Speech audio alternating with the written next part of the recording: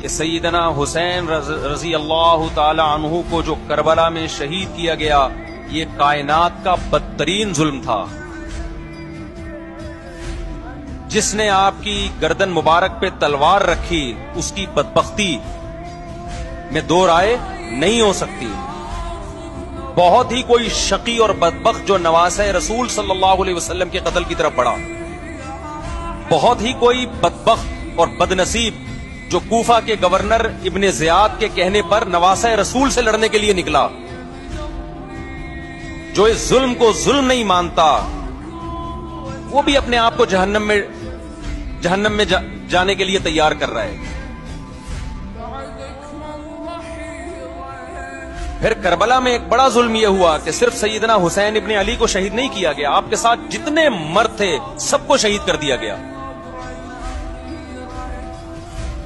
لیکن ہمیں پیغمبر صلی اللہ علیہ وسلم اور صحابہ کی سیرت میں کیا ملتا ہے؟ میں ایک آیت سے آپ کو سمجھاتا ہوں۔ ابراہیم علیہ الصلاۃ والسلام کے نسب میں ہونے پر اور آپ سے محبت پہ بڑا فخر کیا کرتے تھے کہ ہم ابراہیم کی اولاد میں ہیں، ہم ابراہیم کے دین پہ ہیں۔